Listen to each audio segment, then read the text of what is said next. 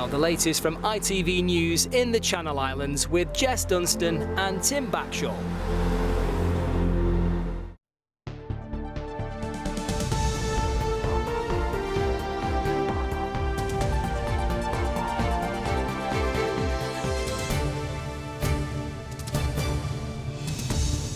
Hello and welcome to ITV News. The headlines on Channel this evening. Devastation across our islands. Hurricane-force winds top 100 miles an hour. Huge damage to vehicles, infrastructure and property. I drove round the side, had a look, didn't see anything, and then about 10 minutes later we heard a big crash and the front of the building was in the road and panels hitting one of the windows. We have comprehensive coverage from across both bailiwicks. Such fortune that no one was killed as the storm raged through the night and dozens were evacuated from their homes. 50 years of hard work and ruined in one night. Sorry. Plus, it was absolute devastation. we join a couple whose old house was destroyed in the 1987 storm, and it's happened again. We're not injured and we're still here, and we can still be together. And the community spirit that's seen everyone helping out just when most needed.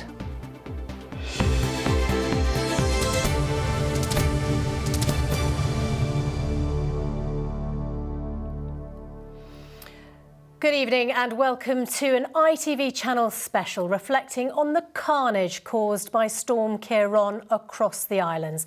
The hurricane-force winds ripped through dozens of houses, peeling roofs open like tin cans, blowing windows apart, leaving more than 80 people homeless. As well as destruction, the storm brought thunder, lightning and hailstones the size of tennis balls, knocking out power in places. Miraculously, no one has died, but 2 people remain in hospital tonight. While it's clear Jersey bore the brunt of the storm, the Northern Isles did not escape unscathed. 70 trees have been uprooted in Guernsey, where there's also flooding and damage to property. We'll be live in Jersey, Sark and Guernsey to assess the devastation. But first to Emma Volney, who's in St Clement, where there was a reported tornado. And Emma, a terrifying time for many where you are. Well, yes, we've been here since the crack of dawn. I'm currently standing in the middle of, well, what was a children's playground next to FB Fields, which has really seen the worst of it. We've spent the day hearing heartbreaking stories from residents whose homes have become unrecognisable and uninhabitable. This, the worst storm in my lifetime, and a day many of us will never forget. Battered by a storm that didn't care what was in its way. The damage on a scale not seen in decades.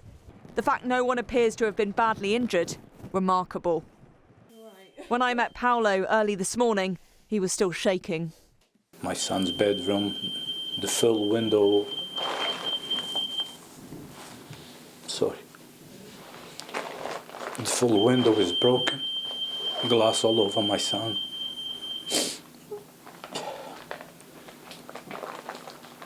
It's okay. The worst of the storm hit during the night, beginning in Gorey. Then lightning and a reported tornado in St Clement, ripping off roofs, gusts reaching 102 miles per hour. Hailstones that filled the palm of your hand. And then this heart-stopping moment as one young mother lies cradling her 3-month-old baby.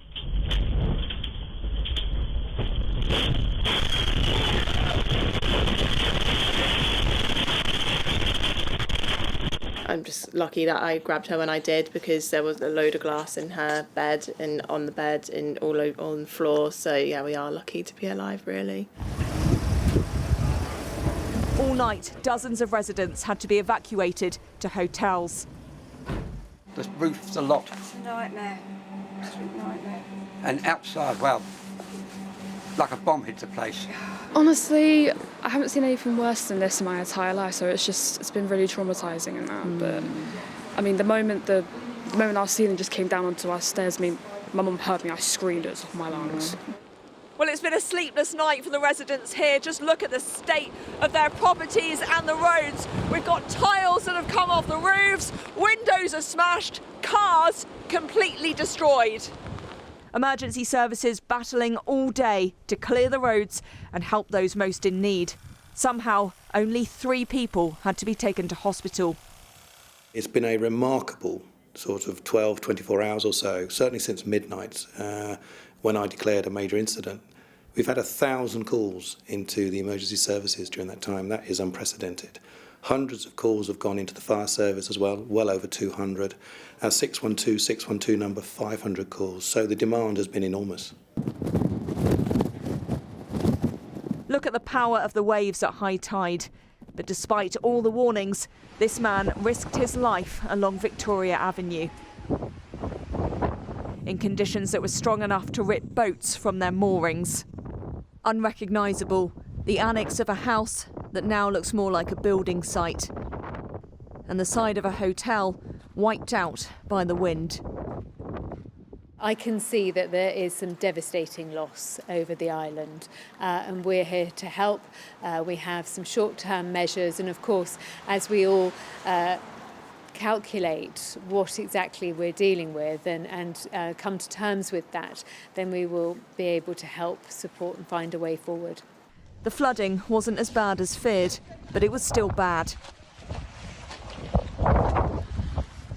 Many islanders now in a state of shock, a sense of utter disbelief from those whose lives have been uprooted and who tonight have no idea when they'll be able to go back to their homes. The worst may be over, but the clean-up has only just begun. Well, the storm struck Jersey first, but then quickly spread to the other islands. In Guernsey, there's been damage to a number of properties, and some communities have been cut off for a time by falling trees. Yes, the island's Chief Minister says it was the worst storm the bailiwick has suffered for many years and has warned further bad weather is likely in the coming days. In the meantime, he's praised the emergency services and volunteers for being magnificent. Fred Dimbleby reports. Waves crashed into the coastline as Ciarán made its force felt. Guernsey had prepared, but this was the severe reality. Watch your head. Is that the front of our house? Near St Peter Port, a facade ripped apart by the wind like paper and flung into the road. The family inside left in fear. Well, we didn't think it was too bad because it swung round to the west and we thought it was all right. And then about 6, 7 o'clock it started picking up. And then, yeah, this is when this happened. Hopefully no more comes down. This house in St Saviour's was hit hard. Building materials used by the storm as weapons in the act of destruction. Those living there unharmed, their home though now a testament to the power of the winds. Just feel sorry for people who've been out, who've suffered any damage really. I mean, we've been very fortunate to have gotten away pretty lightly. We've only lost a couple of roof tiles, but yeah, I feel bad for my neighbours, I suppose. Across the island, trees were uprooted as if weeds, blocking roads and threatening lives. Here, crews bravely worked to remove the debris, even as the wind thrashed against the surviving branches. A similar story at the hospital, which relied on surgeons of a different kind to clear its entrance. Manic, totally manic, yeah. I mean, on the way into the workshop this morning, trees down everywhere. Of course, clearing the hospital site here has been the priority. But yeah, it's going to be a crazy week, I think. How long do you think it'll take to clear all of this? Weeks is the best answer I can give you. It'll take weeks, yeah. There was flooding, but not of the severity feared. Guernsey prepared for the worst, but seems to have weathered the storm well. The community has been fantastic in responding to our requests for minimising their activity, particularly during this morning when the storm was at its highest. And also there's been some fantastic work going on across blue light services, across government, across the hospital, harbours, airports. Everybody's really pulled together. The weather threatened the most vulnerable on the island, but they too persevered. 95-year-old Nancy Borges lived through the 87 storm in Guernsey, now grateful to those who helped her through this one. Because I think they're very brave to turn out for us. You know, because they're all putting, well, you're all putting your lives at risk, aren't you? Which I'm very thankful for. There were some close shaves. Here a tree fell just millimetres short of causing destruction. Those inside contemplating what could have been. It's a very, very lucky escape. We have actually had to cut a lot of the branches back anyway, but yeah, we were worried about the other 2/3 of the tree as well coming down. But yeah, it was a significant crack, but nobody was hurt. The focus now turns to the recovery effort as the island braces for more bad weather to come. And Fred joins us live now from St Sampson's. And Fred, clearly widespread damage in Guernsey, but a feeling it could have been so much worse. Yeah, I think that's absolutely right, although that is not to say we were not hit hard here. Overnight, the room I was staying in was shaking because the winds were so powerful. And today, Kit, who's behind the camera, and myself have been travelling around this island, and it has been extraordinary to see debris on the road, those trees down everywhere. There were very few houses where you could not see some evidence that a storm had been here. But absolutely, you are right. I think the sense from officials here is that it could have been far worse, and that Guernsey has handled this storm very well. The mission now for them is to get back to business. We expect the airport to open tomorrow. The recovery process very much underway. Fred, thank you very much indeed for that. Well, that destruction Fred talked about is perhaps most evident at Cherbourg, where huge fallen trees leave the far southeast corner of the island still rather isolated, including those staying at a hotel. Keelan Webster has got as close as he can. And Keelan, plenty of guests who aren't going anywhere tonight. Yeah, absolutely right, Jess. We can see just how much devastation has been caused here. Got a torch here, which I'm just going to put on to show you exactly where the damage is. You can see a great big root up here. When I was here a little earlier, that looked at about 8 to 10 feet. This is the first tree, actually, which has completely covered the road, as you can see. No chance anyone's getting through there. And if you just kind of poke your way through, you can see where that second headlamp is there. That is where the second tree has come down. If we just turn around, actually, we can have a little look in here, just to really demonstrate the damage of the tree, which has flown down really overnight and crushed these railings here. So yeah, big concerns actually for the residents who are behind. There's about 20 or so houses. We were speaking to some residents who were here just a few minutes ago. They were saying that yeah, there was about 15 or 20 houses behind. There was also, as you mentioned, Cherbourg Hotel. A lot of guests in there today. When I came here a little earlier, I was speaking to the hotel manager who said, yes, we've got plenty of guests in today. We heard a moment ago there in Fred's piece about how it could be weeks until things are solved. Well, the residents and also those hotel guests will be hoping that the trees here are not going to be here for too long. Absolutely, Keelan, thank you. Alderney was also hit, but the track of the storm meant the epicentre veered away from the most northerly of our islands. A yacht didn't escape the strong winds, though, as its mast was destroyed, and a number of trees were also brought down. There's no doubt the worst of conditions were seen elsewhere. We have been incredibly lucky over the course of the last 24 hours, and we haven't suffered the sort of damage that we've seen in Jersey and to a lesser extent in Guernsey. But good luck is not enough. You have to have planning, and the community went to bed last night full in the knowledge that all the planning had been done. Likewise, islanders in Sark got off pretty lightly too, despite the wind powering in across the west coast. But remarkably, despite the savage conditions, emergency services did not have to be called out, as Kate Prout reports. As darkness fell on the dark skies island, a taste of what was to come. And this was the scene I woke up to, the roof of the neighbouring guest house disappearing into the air, leaving the log cabin in an absolute mess. And owner Simon Coldridge having to find other accommodation for his guests this weekend. You know, we're in a very exposed position here, but you know, we get hit with the winds regularly. You know, we tried to batten down the hatches as well as we possibly could do last night, and went to bed and kept fingers crossed and hoped for the best. And when we looked out the bedroom window this morning, we could see debris all over the fields and gardens, and also we feared the worst. And now the wind's abated a little bit. It's the first time we've been safe to come down and have a look. For a few hours, two ends of Sark were cut off from each other as trees blocked the lanes between the main village and the south of the island. If they've got trees down here, we can either start clearing them out of the way, or we can get somebody in to give a hand, because of course that cuts off a fairly big bit of the island if there was anything down on Rue de Simon as well. And then the clearance began and Sark and Little Sark were reunited, albeit with a windy coupe in between.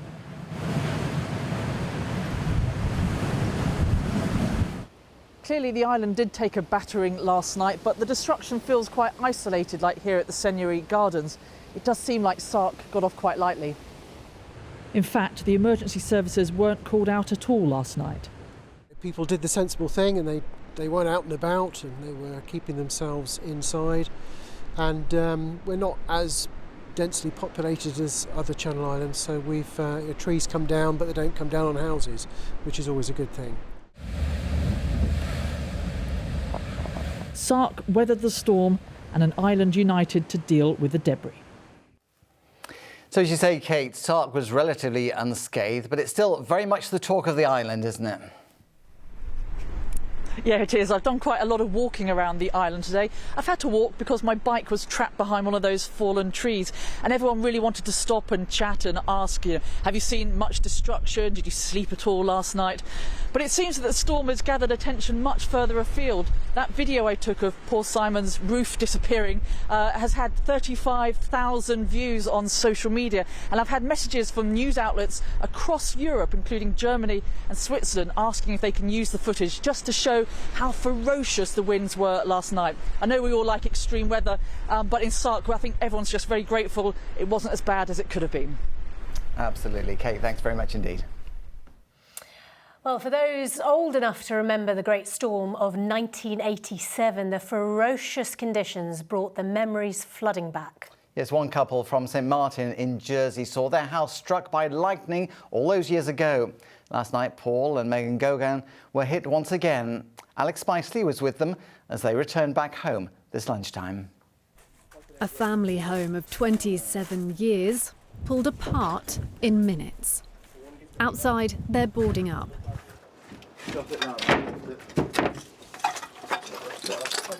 Inside, each room now unrecognisable. We've had big parties here. Our daughter got married from here, went down the steps, out to Marquee, and we've had so many family occasions here. And irreplaceable items destroyed. That table belonged to my father. He's not. Yeah, I'm sorry. This was our home, a comfy home. And I'm sure they'll make it back. I'm sorry. Upstairs, this is the worst part. Their roof now more than ever at the mercy of the elements. The only thing more unbelievable than the damage is that this has happened before. No, it's the second time. Their first family home becoming victim to the storm of 87. But rather than considering what the odds of that could be, after 53 years of marriage, their focus instead is on each other. We're not injured and we're still here and we can still be together. And we got our family. Yeah, and that's the main thing. It's all replaceable. And it's insured. A reminder from a couple who've lost so much to treasure what really matters. Alex Spicely, ITV News. Terrible luck. Absolutely, yeah, but they come through it. To rebuild quickly. That spirit of getting through these hard times together has shone through over the past 12 hours. Neighbours, friends and in some cases complete strangers have been lending a hand to those in need. Yes, from clearing up debris and removing fallen foliage to checking on neighbours and providing hot cups of tea, the community effort has lightened the load after the darkest of storms, as Sophie Dawson reports. The usual chimes of church bells, today met with the unusual noise of a chainsaw. It's amazing to see people come and help. We've actually got one chap there who doesn't even live in the parish. I said, well, where have you come from? And he's from St John's, but he's already cleared St John's, so he's come to help here, which is awesome. But for long parts of the day, as in so many parishes, St Mary, couldn't rely on outside help, divine or otherwise. They just had each other. Have you ever known the parish of St Mary cut off from the rest of the island like this? No. Sometimes I wish we could, but no. It's devastation, obviously. The one thing keeping spirits high is neighbourly love, especially for 75-year-old Barbara. Thankfully, I got a nice neighbour who came without me asking and started to help me, which is great. For those who couldn't directly help in relief efforts, a kind deed for those who did. We'd seen the impact the storm had on businesses and people's houses, and the emergency services were really busy last night, so we just wanted to give something back and be able to offer some free hot drinks for the staff. Coffee? Thank you very much, it's very kind of you. A hot treat in the cold, miserable weather. We've got to see RCT. Never seen a policeman so excited. The kindness of the community, though, proving the warmest gift of all. Sophie Dawson, ITV News. Much needed after such an awful night. And lots of us tried to keep calm and carry on last night in a safe way, of course, but perhaps none more so than one musician who was entertaining diners. Have a listen to him performing at a restaurant in Gorey, and also have a look at what's going on in the background.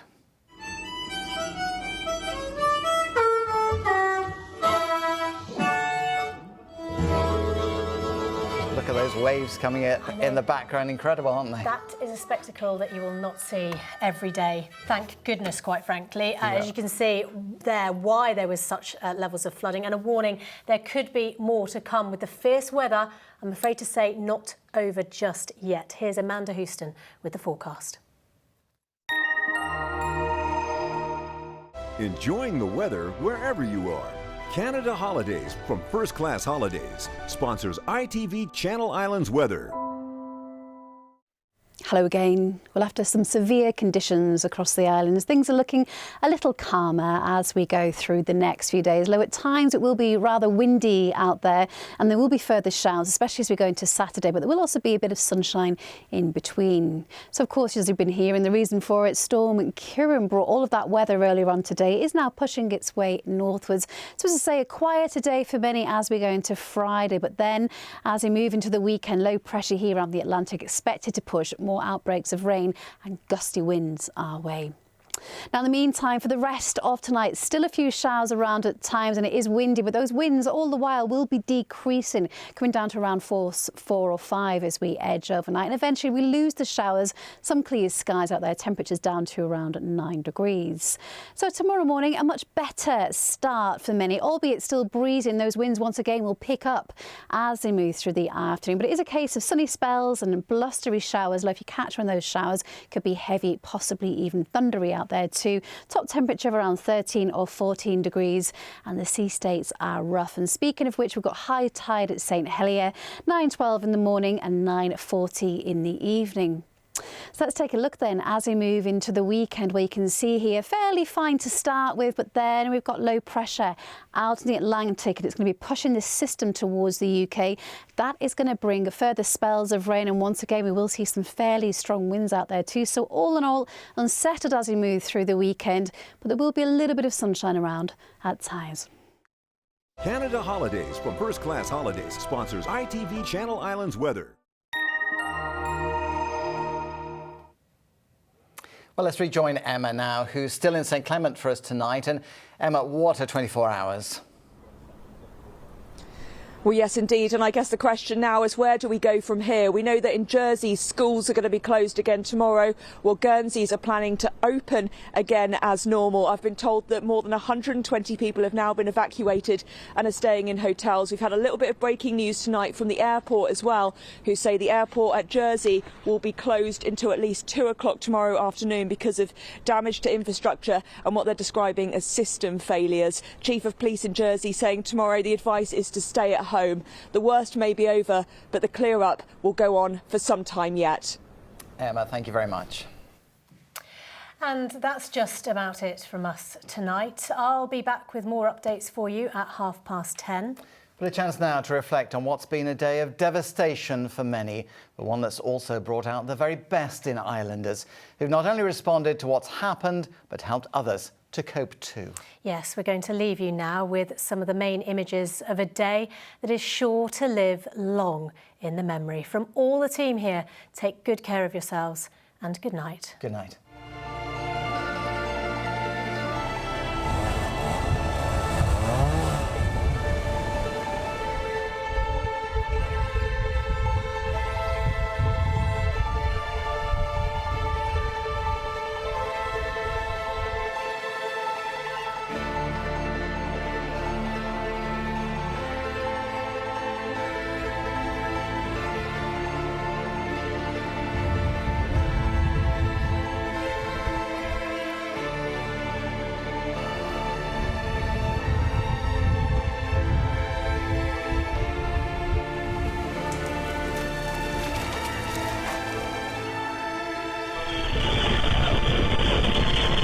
Felt like the whole house was going to collapse in.